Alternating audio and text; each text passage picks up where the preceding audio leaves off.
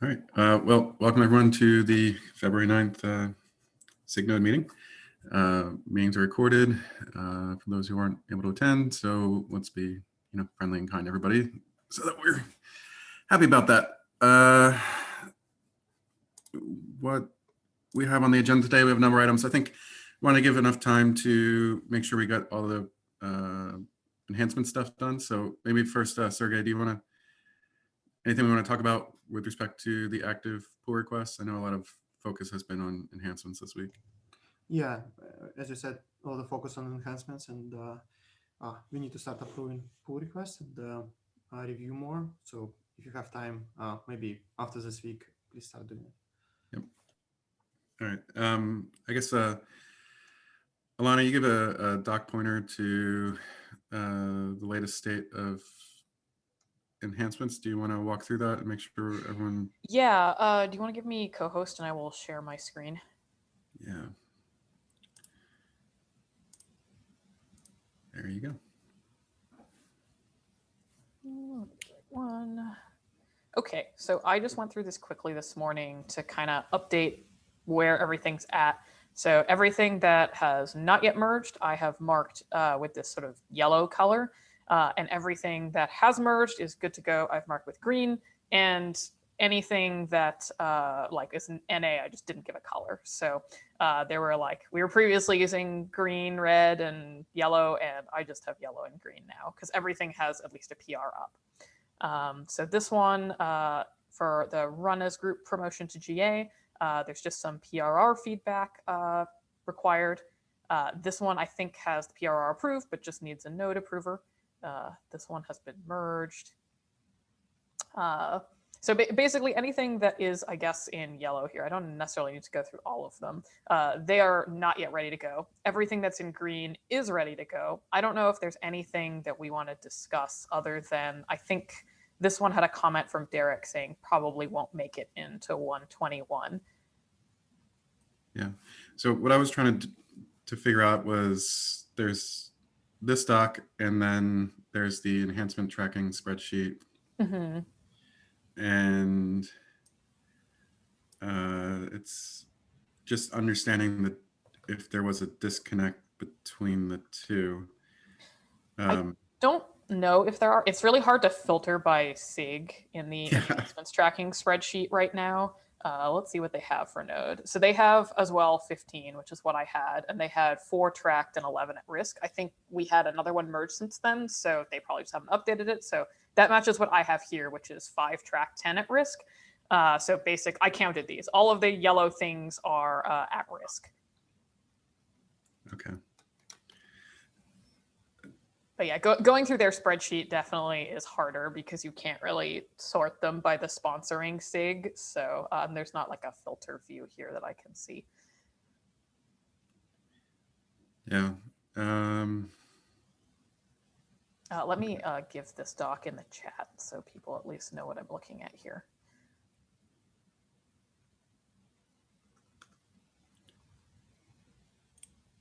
I guess we'll all focus on getting the final PR reviews or try to address any comments that were not yet addressed. I guess, is anybody on the call that feels like their particular KEP needed attention but was getting missed? Or that was not on this tracking? I know there's a bunch of folks with things on the agenda right now that are, I think, in the at-risk list. So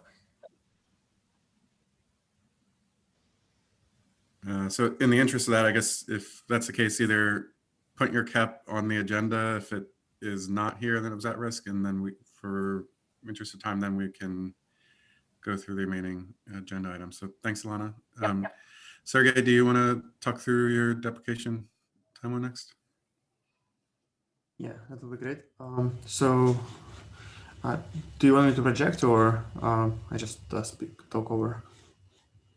I'll give you co-host and then you can share your screen.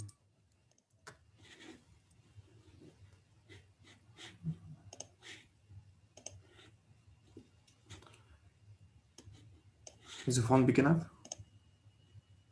Yeah, looks great. Okay, so I want to talk about Docker shim removal, and it's a cap 2221. I should have waited one more, and then it will be 2222. Anyway, so Docker shim removal was announced in 120, or deprecation was announced in 120, and the plan in CAP was to remove it in 122. However, what we communicated in FAQ is 123. So there is a discrepancy. So, I mean, let's go with assumptions that what we announced on FAQ and documentation should take precedence. So graduation criteria for removal of Docker shim is listed there. Is gather feedback from users, adequate test signal, and also documentation needed. Plus, we have we want to clean up test and in-test grid for coverage of other runtimes. So timeline right now is 123, which is in December. I already use I assume that we switch to 3 releases a year, not 4 releases a year. I don't know whether it's locked right now, but I think it's a safe assumption now.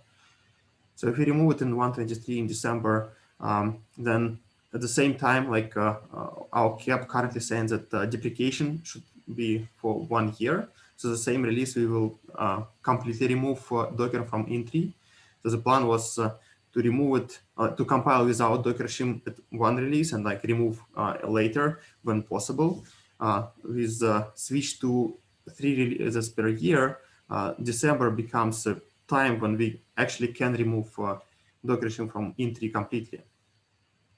So, I mean, if we just follow the cap as it is written now, in 123, it not only wouldn't be compiled, but also will be removed completely from the tree. I also want to switch to work needed, just to give some overview. So as we pointed, like one of the prerequisite for Docker shim, at least to indicate our intention to deprecate Docker shim and make other runtimes preferred way to go is to stabilize and announce stability of CRI. So CRI API was a prerequisite, and we switched it to, like, we created V1 of CRI API. I found this change on the CRI-O, so CRI-O already switched to that. I don't think containers is switched yet. So this work's yet to be done. Also, we have some changes coming in CRI, like one of them is Windows container, but I think we have a couple more enhancements in a queue. So CRI changes needs to be done and locked. So we need to announce stability of CRI. Then documentation. I started FAQ for this blog post was published, and then I started migration task for customers. It's kind of step-by-step instruction how to detect Docker shim dependency, how to eliminate this dependency. There are still missing pieces, like for instance, how to migrate like specific instructions how to migrate to containerd, for instance, on self-hosted, like on a bare metal Kubernetes. That instruction is not written yet. We have a task for that. Also, we have like other ideas what needs to be documented based on customer feedback we receiving so far. Finally, we have a graduation criteria to receive a user feedback. And last year there was a SIG cluster lifecycle survey that shows that Docker shim is still by far most popular runtime. I asked SIG cluster lifecycle, they don't plan to send any surveys this year, so maybe we need to send it ourselves and understand how many customers migrated after deprecation announcement and whether they have any dependency on Docker shim. I also started working with security and telemetry agents. I reached out to a few of them, and Splunk so far replied with instruction how to switch from Docker shim to containerd. Mostly because, like, I reached to them because this typically is a dependence on Docker shim that many customers have. They may not have direct dependencies themselves. They don't build or monitor their agent or their runtimes, but security agents and telemetry agents access Docker socket and try to pull information from it to gather some metadata. Anyway, I reached to a few of them, like Splunk wrote a documentation, Datadog promised to write the documentation, but nobody else replied yet. So I need to start poking more people. And there are a few features like ImageFS metrics not collected by CAdvisor, that's kind of issues. And testing, we still yet to clean up testing. And if you have this situation with Docker shim is not built, but still in tree, we need to figure out how to build it specifically for this test and how to keep it in test grid for a while. So we can keep testing this code even though it's not compiled out by default. So as you see, there are lots of work to be done. And another complication that I didn't mention here, because I'm not sure, I talked to Mark and he said that he will give more timeline soon. We don't have a lot of production use of containerd with Windows. So Windows, it's supported by containerd now, and we expected to see some customers using that, but still, there is no major platform that implemented Windows containerd as far as I know. So if you'll start receiving feedback maybe in March, then it wouldn't give us much time to react on this feedback. So I think my proposal is to get some, keep working on these work streams and start a survey maybe closer to summer to understand how many customers actually migrated from Docker shim to containerd, because now many providers supports containerd images. And then making a better decision. But for now, I think it's safe to assume that we wouldn't be ready by end of year. And I suggest we postpone it for at least one release to 1.24.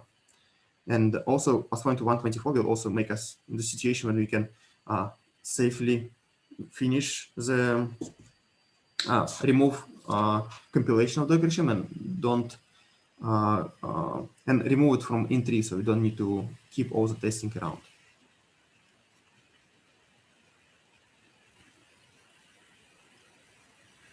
So this looks great, Sergey. I guess I have no objection on the shifting one release, and if anything, it gives us more time to ensure the CI work is good. Yeah, we need to call out the stats cap as well here, Sergey, because that will probably introduce a lot of CRI changes. All right. Yeah, I'll just add a quick comment from the Windows side, as I've been kind of talking with Sergey about this, and I think we're all aligned with this. So are we making, I can't recall what was in the original cap, Sergey, but are we going to update the timeline in that cap to reflect this? Yeah, I will send a PR today to reflect it. Okay. Yeah, that sounds great. Yeah, and I will ask again later. I want to start a survey similar to cluster lifecycle did. Specifically, there will be questions about Docker shim removal, and maybe I will ask people to review. There's one action item that I will bring back, and another one is the third-party dependencies on Docker shim are very annoying, and it's not really easy to find people. So if you can help with finding people, I created a list of some agents that I know in one of the Word documents linked from the documentation. So if you can help reach out to people, or maybe you know somebody who can help reach out to people. So here's the documentation, migrating telemetry security agents, and there is a link to Google Doc. So if you know anybody from these companies,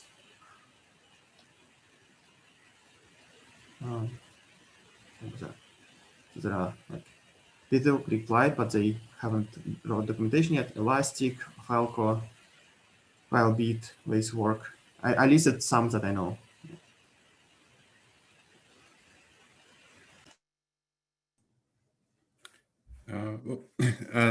Thanks for continuing to push this forward, Sergey. If there's no other discussion on this topic, we can move on to Adrian with Checkpoint Restore. Hey, hi. Last time I was here in the meeting and we talked about Checkpoint Restore. There was this, I think we agreed that I should work upon getting all pull requests ready. And right now, everything I did to implement an end-to-end implementation using Checkpoint Restore for the drain use case is now done. So the PRs are ready. There's the PR for Kubernetes. There's a PR for Cryo to get the necessary changes in Cryo. There's one additional change necessary for runc to support container restore from the Kubernetes level. And so at this point, everything is ready to give a full view what is possible using this. And now I would be at a point where I would be ready to work on the CRI API changes to get them merged. And I just wanted to give feedback here that it's now ready and to give feedback that I would be ready to review or to get reviews on the CRI API changes so that they can get merged as a first step like we discussed in the last meeting. Maybe, Adrian, I apologize if I had missed the last meeting, but my recollection of your KEP was, I assume that Checkpoint and Restore target are different nodes. And so I was wondering, has your KEP been updated to discuss what Checkpoint Restore means for the pod object model itself? Okay, so the KEP has not been updated, the text yet, but in the last meeting, I think you weren't there. So initially, I started with the KEP to get this API changes into the API so that I could continue work on the lower levels and the upper levels of the API. And then there was the discussion in the KEP with you, what this means to the life cycle and everything. And then one solution or one approach I tried to go there was to give an example end-to-end implementation using Checkpoint Restore. I did this for the drain use case, so I can use I can do kube control, drain, node name, checkpoint, and then it will checkpoint the pods running on the node. And then I have a tool to extract the checkpoint from the kubelet, or I can just reboot the system with a new kernel or whatever. And then the node comes up and restores the previously checkpointed containers during drain. So this was one example how to use Checkpoint Restore in an end-to-end scenario, one of the many possibilities. And if I understood the last meeting correctly, where I was, there was the agreement, if I can show that it works in a demo and in a PR, then the next step, which would help me, would if we could get only the CRI API changes merged, because my whole pull request is really big because it touches a lot of things in Kubernetes. But if we can only get the CRI API changes merged, then I could continue working on the container engine, implementing those changes, and I could continue working on the kubelet, implementing the CRI. So, and now I'm at a point where everything is done, that the CRI changes would be ready to get merged for further work in lower and higher levels. Okay, just to make sure I understood then. So your end user scenario is you want to be able to perform maintenance on a node where you don't necessarily throw away the machine. It's the same machine. You want to pause all running workloads on that node to checkpoint it, update your kernel in place, do whatever you have to do, and then put that node back into service. And if you do that in a sufficient period of time, you you do not want to have new pods be scheduled. You want to be able to have the existing pods maintain their presence.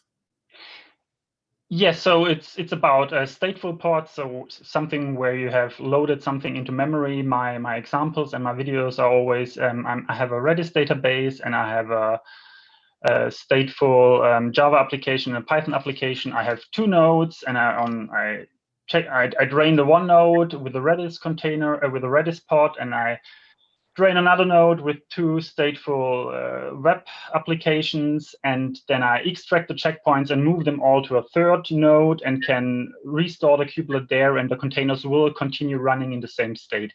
So you can do it on one node, or you can do it on multiple nodes. But the migration, if you want to do this, is all manual. So you have to extract the checkpoint from the node and copy it to another node. The goal, the reason why I was using drain is it seemed like the simplest use case to implement, because it's free of any policy scheduling decisions, and it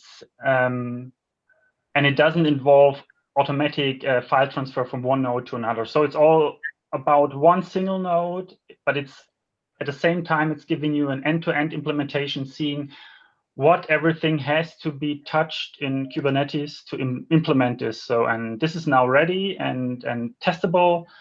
If you look at my PRs, and the next step to continue this work would be to get the API changes into CRI, so that I can continue working on the container engine side as well as on the Kubernetes side, because everything is now blocked under CRI changes. Yeah, so I think we're getting a little maybe potentially some lines crossed. So can we make the next step that the KEP describes the actual desired flow? I guess I'll happily look at the demo, and I'm sure others will, but Derek, this is what we discussed at the last meeting. I thought you were also there, but I don't. So the whole thing I think about the use cases today described is unclear, and but the menu use cases and on the node to aggregate the stateful site and the container, actually it is there have the desire. So. And to solve that problem, so that's why Andrew initially came to the SIG Node to try to solve that problem from top-down approach. And that's really complicated. Use cases actually until today, I didn't see that we clearly define that use cases. But we clearly say some like the use cases, menu use cases being pop up by some user. So that's why at the last meeting, and Andrew came here, say, can he break that complicated top-down approach into the multiple step, and then we can focus on the node side, or maybe it's lower bottom of the side, and break that complicated problem into the small pieces. You then can have some of the container engine and CRI. So basically they could through those kind of things and end about this checkpoint restore, no matter it is the different node or same node. But through that one, we can figure out, here's the value for me when he gave this proposal. Then we can figure out what's the per node dependency. And also what's the Kubernetes node dependency, because that's the checkpoint and the restore. Basically want to really make that is happen. And a lot of unknown. So this is the kind of way we don't need to do too dramatically and start from the API level and think about some use cases, cook some use cases. At least I want to say that today, I don't know how to integrate with the Kubernetes from high level and top down. But I think about this is kind of that can help move forward for this kernel feature, move forward through this node level. I'm just looking at this from a perspective, like I wouldn't anticipate us to merge changes to the CRI without merging the enhancement first. And that felt like the first thing that needed to be done. Like this work wasn't tracked in what we were talking about earlier. So I think we just need to make sure we get that flow right, and Adrian, that like that's basically the expectation we need. And so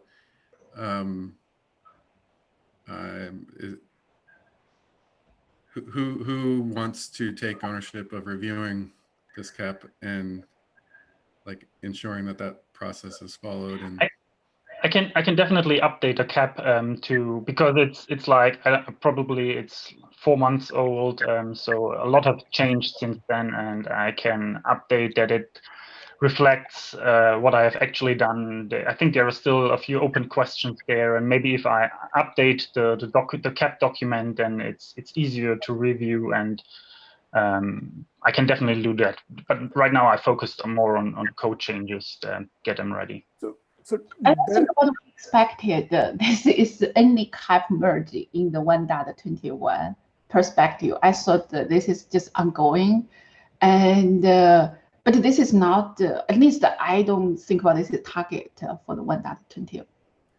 No.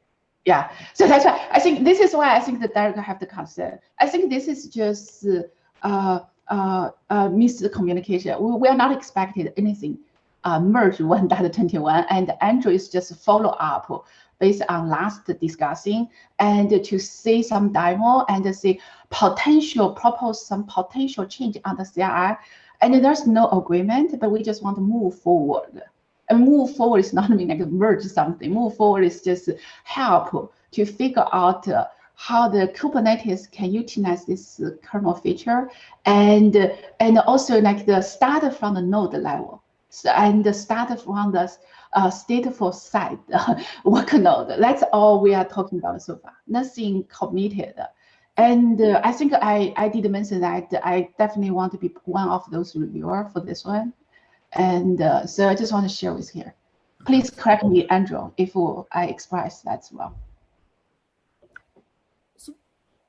So what's the process for, like, this is like a new area, we want to add something at the lower level so then we can figure out what can be done at the higher level. So like, do we want to merge the CRI changes so Adrian is kind of unblocked to experiment and we can figure out what we can do in the higher levels? But no, I treat this is a little bit similar as the C group version 2. We have to figure out how to use in C group version 2. Right.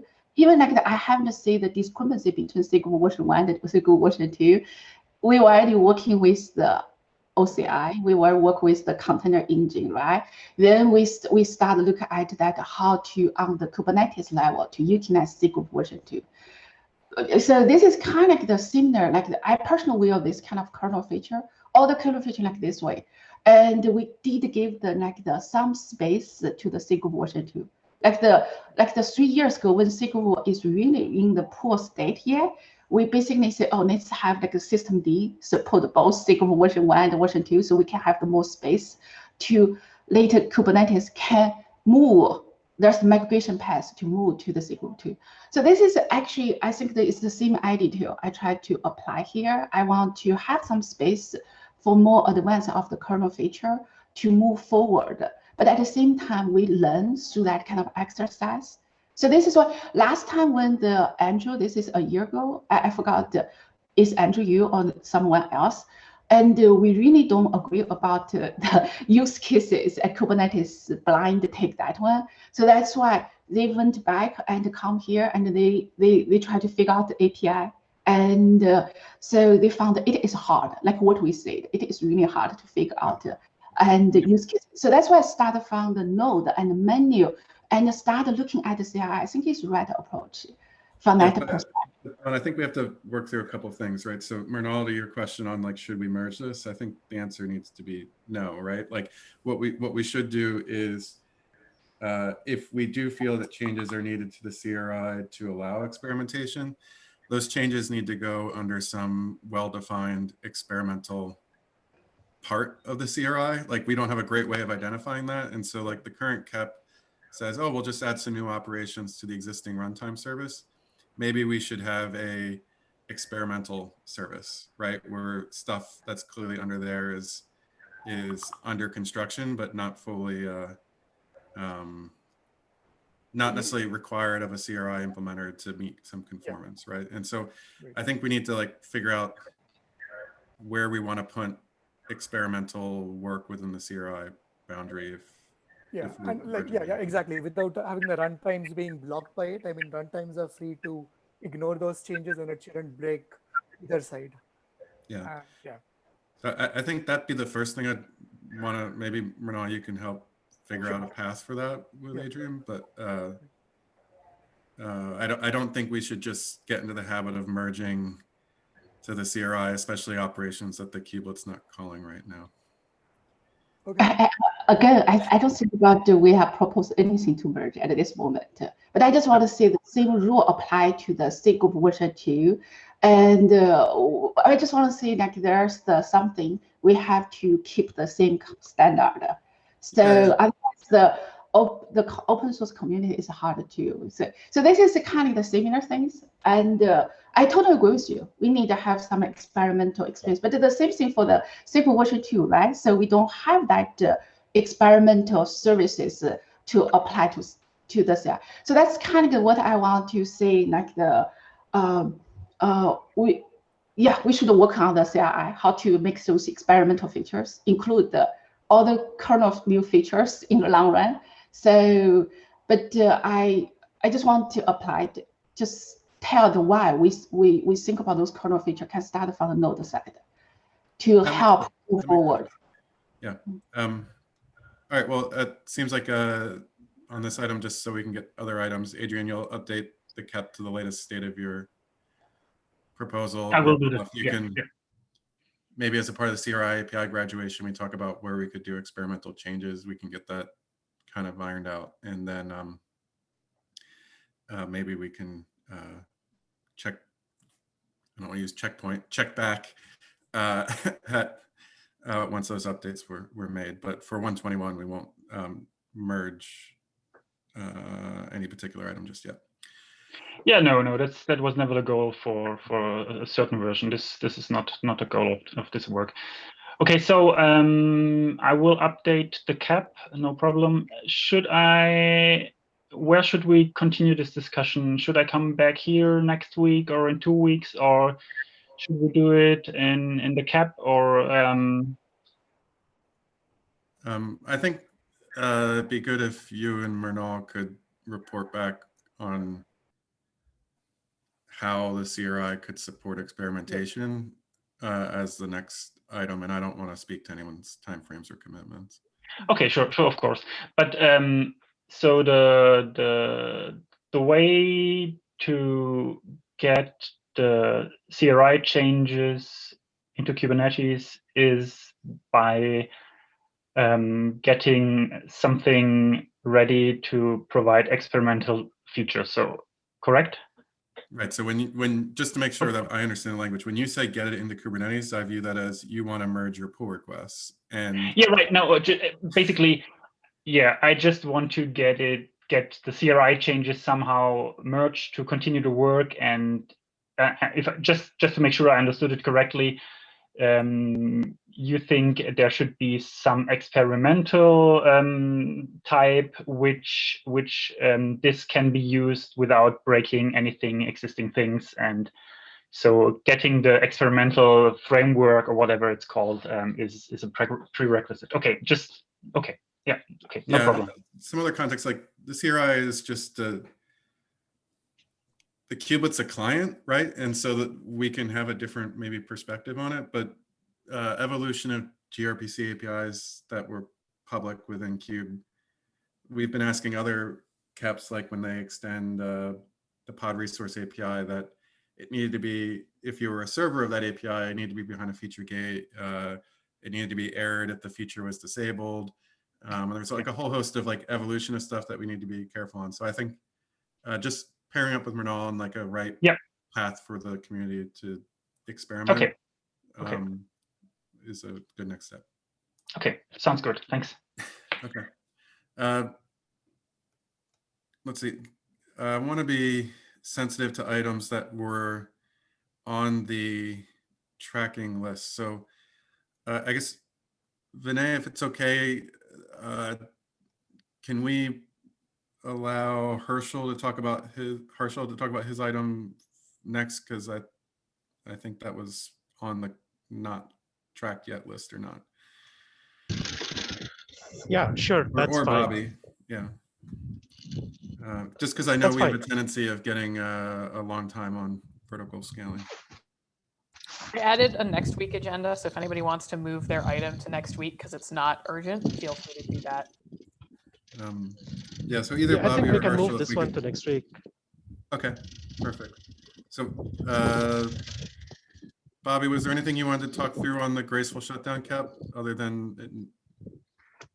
Hey, yeah. So for the graceful shutdown cap, I just kind of wanted to check in. So, we had some earlier discussion last SIG Node about it. We kind of want to try to drive it toward beta in 121. We think we're in good state. There might be some changes required, so we just kind of want to have the ability to work on it and be able to graduate in 121. And if it turns out we do need more changes, we're happy to fund it to 122 worst case. I think it just needs an approval at this point. I put an LGTM on it. PRR approved it, so I think it just needs Derek or Don to look at it. So I don't think there's much to discuss there. Yeah, there is PRR review. So yeah, if there's any concerns on it, I just want to bring them up. Otherwise, it would be great if could we take a look at that. Derek, you're on mute. Yeah, Derek, you're on mute, I think. Oh, sorry. I just assigned it. I'll get to it in the next hour. It looks like it should be. All right, great. Thank you so much. Really appreciate it. So then the next item, the sizing. Yeah. So Derek, you had one comment there. I just pasted in chat about the metrics, right? So since this is similar to the credits provider plugin, we could probably have the plugin metrics that plugin has it, and I kind of not sure about that because I gave a good explanation of it here. The credit provider plugin, it gets executed again and again by Kubelet whenever there's a matching image name is there, and that kind of allows it to have a time series data, on which can be exported as a metric. But in our case, node sizing provider, this plugin is going to get executed when the kubelet is starting, and if it doesn't start, and that's all about it. It's not going to make any repeated attempts or anything. So there is that's the reason I had deliberately omitted the whole metrics section from this plugin. That is what I wanted to bring about. And I also want to know whether Don has any comments on this PR. I just like what I expressed last time. I don't think there's the valuable for this feature again. And so the system reserve and the Kubernetes reserve is perfectly defined so customer can specify which is provider, can specify what do we want reserved. That will be not just machine size. That's basically also rely on many other dimensions. I think I mentioned that last time. Could be kernel version, different kernel using the different, could be like also like the system daemons. So like for example, different production run the node problem detector differently. Some is run as the daemon side, then which means it's not, you don't need to add that overhead to the either Kubernetes reserve and the system reserve. But some production run that as the native system daemons. So that's why then you have to take that one into consideration for your system reserve. And also NPD is plugged in from day one based on the production and what you have. So that also have the different adds. So that's why this is why we add that as the config. This is also initially we want to have the dynamic Kubernetes config and can dynamically config this one. Another thing it is, I think I mentioned that there's a formula. Like the system reserve, that's basically it is the will be scale up and down based on the number of the container they manage, number of the pod they manage. So this is why we have like the introduce maximum pod per node and those kind of things. So this is kind of why we define those kind of things, is actually give each Kubernetes provider a space they based on their production needs and to configure that node and to provide the best of the out of resource handling. This is kind of management services, part of management services. There's no good way for open source community provide good thing. So this is why in the long run, I was initiating like the dynamic Kubernetes config. So then you could, based on the magazine part, based on the different, even like the customer can customize those kind of things, not just cluster administrator. I think this is why I have this, I'm not sure, because right now then I understand the intention where it came from. And I also see this is kind of the, we have provided another provider. The problem is what's that value of our provider? And that's just using more resources.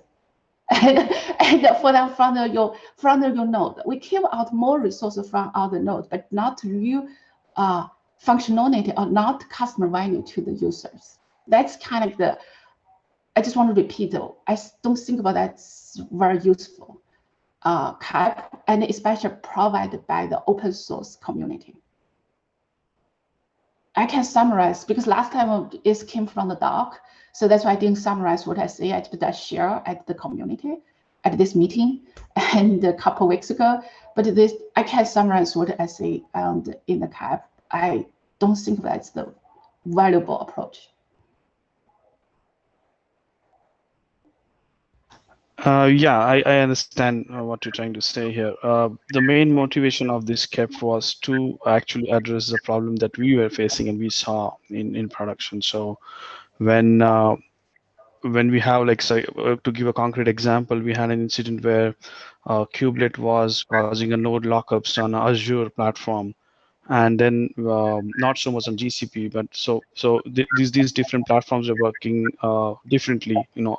So essentially, if we have a pod which was a very memory intensive workload, you would have on our Azure workloads will just our Azure networks will just not work. All the nodes will start to go in the not ready state, while the same values used to work fine on GCP or let's say AWS, right? And then we started doing something which this kept doing automatically. So essentially, if you use Azure, we will try to bump up the system reserve to higher values, and the node will not go in not ready state. And then similar, but on GCP side, we didn't have to do much. What this KEP was trying to do is allow those cloud providers to provide that functionality where a kubelet is coming up, and they can probably have a fine-tuned value of a system reserve that might work with them. Essentially, what we are doing manually, it just tries to automate that. That's all to it. So, Harsha, I understand what you. This is exactly what you described. That's kind of the echo what I said earlier, right? So there's the open source community cannot give you that one, and because you from the one, even at the same machine size, sorry, but it is provided by different cloud provider. The usage may be different. So that's kind of exactly like what I say. So that's why this is why we are perfect to give out that space. So then each provider, when they provide the Kubernetes services, they have to do that based on their production. So that's kind of things. So, but that's exactly, we have that flag, not flag right now, it's config to give the space for all the provider or vendors, Kubernetes vendor to configure their offer. That's exactly what we are doing here. Right? I would slightly differ on that. Yeah, we are providing that config option, but it's still a very manual process. Like the kubelet is on that node and it's not able to take advantage that it's on that node and it's not getting assistance from any other component to arrive at that value. Unless and until someone manually puts it there. And it's not just about cloud provider, it could be applicable to any private deployment as well. And that's where we saw the value in that, but I understand what you're trying to say. So Hashir, what you described, actually it exactly my original thought for the dynamic Kubernetes config, but it's never really moved forward. So we decided totally deprecate that feature. There's no cloud provider interested in that one. But that's the initial thoughts what I pushed that feature. But that's like almost 5 years ago. And we never, even like the GKE, we are not successfully have that feature. So we work around that one. So like the GKE today, people saw that the GKE did set that kind of things and through the cloud provider and propagate those information to the node. When the node come up, they will pick up that one. So maybe Dawn, a macro question I would have is,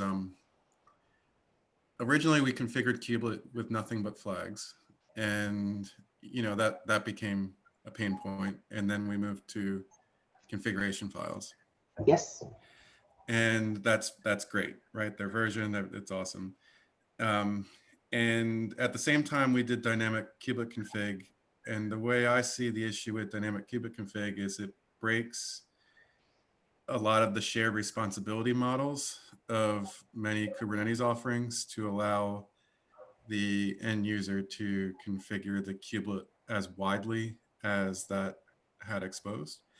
And so I think that has a lot to do for why it hasn't been picked up. But basically, by doing dynamic kubelet config, we open the door to say kubelet could get its config not just from files, but from an alternate source, in this case, the control plane directly. I guess what I'm wondering is, can I clarify before you continue? Actually, I know there's the misunderstanding even from the engineer driving that one. And the dynamic kubelet configure level is just give to end user to customize that one. That's like the maybe future forever, no. But do you want to give that cluster admin? Because that's basically it is have the control plane level of the config and to decide some node or some node pool and a set of the node or a set of a group of the Kubernetes and a group of the Docker command and a Docker engine could be configured their node based on certain policy. That's originally in my mind how to push. I know there's the misunderstanding, and this is also concern from the people thinking about it is like the end user could dynamic configure that per node, and so this is why I have that concern. But that's I guess the point I was trying to raise was not like a particular challenge on the nature of the implementation or anything, more like we had flags, then we've moved to files on disk, and then we allowed files to be retrieved from a Kubernetes API endpoint. Conceptually, we could support the kubelet reading config from other locations than just those two. And so what I view this KEP as trying to argue is in many environments, file-based config is also onerous or painful, right? And so then you could explore, can I source my config from another remote location, or can I source my config from another remote shellable binary? And that's what I kind of feel like this is calling out as a potential alternative, in the same way that the kubelet today can source config from static files on disk as well as from API servers, right? There's multiple config sources. I guess what I'm curious is if anybody else has found pain in certain fields being sourced exclusively from config files, where even if we don't move forward on this KEP, are there other ways that we could source config that don't come from the Kubernetes API server endpoint itself? And what would be other approaches for that? Because everyone's management model might vary or that type of thing. But I have to think that we're not the only ones who sometimes have pain points with only file-based configuration models. So the file-based also, it is kind of the middle ground approach, right? So like the GKE, they don't need the file-based. Actually, could be from the instance metadata. And but we didn't go that way is because we consider of many other production, right? So like OpenShift, we didn't consider of the OpenShift for environmental, and so this is why we make that file-based, because there's another reason. You don't want to go to like the only, and the only source, it is some provider or some control plane and some controller. Then which means when the node come up, they don't have that proper configuration. So the original thought, it is you get what you got last time. So you persisted and that config from the previous run. So when node come up, there also could be have the initial, if you saw that initial communication between me and the McToffen, you can say, I want like node when they out of box, they have like a gold config. Could be based on the machine type, based on those, but then you could have the control, and through that dynamic Kubernetes config controller provide, then you serialize on the node. So when the Kubernetes crash, next time they come up, they can pick up the previous, the admin or cluster or something. But at least the file-based configuration, it is solve the problem. So you can persistent previous best config and come up with based on that one. And but you are not just limited only based on the file-based, right? So there's many ways you could, based on today, we give the config and to get those things, your config. So that I just want to share here. So that's why I have the question, because we keep add the something on the node and run something and just using users resource, and but not provide the real value. I do have question. What's the real value for customer here? Yeah. Sorry, just to quickly jump in with a time check. I think we've got a few more things on the agenda and not a lot of time. Do we want to? Yeah, so basically, Alana, I was going to say we can move on from this particular topic, but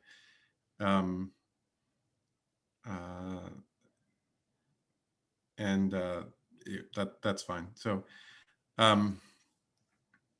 the next topic was Andre, I think are you just looking for a PR review or? And we can follow up on that one. And then the last one was, Dawn, you had an item here for ephemeral containers. Was there anything you want to talk about more for that?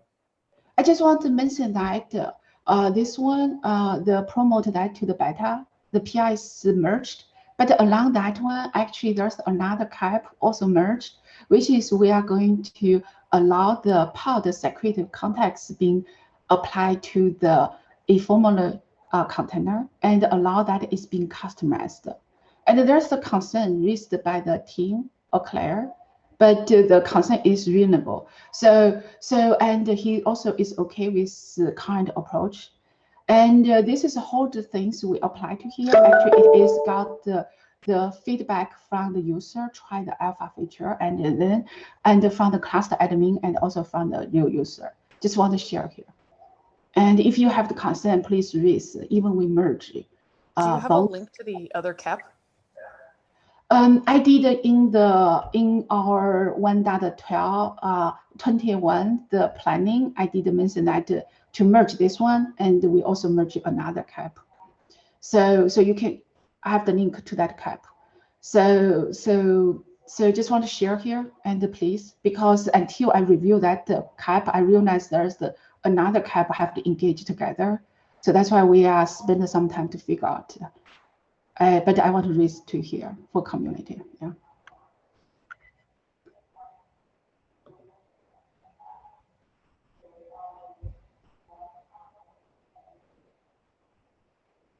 Cool. I'm just hunting for it. I'm not sure where it is, but I'm sure we can find it later. I can give to you right now. Okay. Just one. Give me, and I put in our meeting notes. Great. I had, I guess, announcements if we don't have any other business from triage things. Yeah, go for it. Great.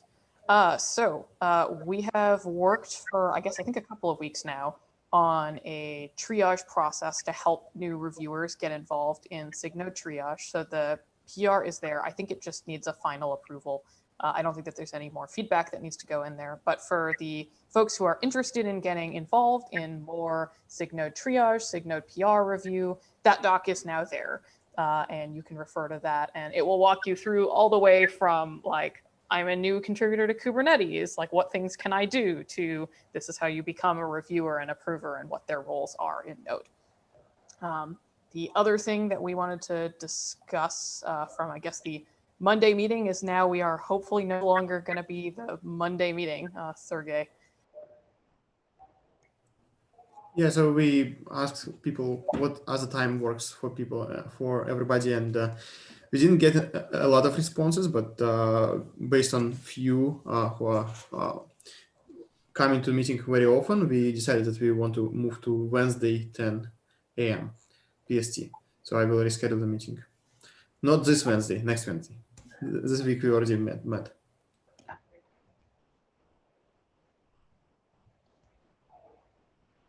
Yeah, that sounds great. And I know for myself, that's also a better time as well. So appreciate that. All right, I think if there's no other items, we can adjourn for the day, and we'll talk to you all later. Bye, everyone. Bye, folks. Thanks, everyone.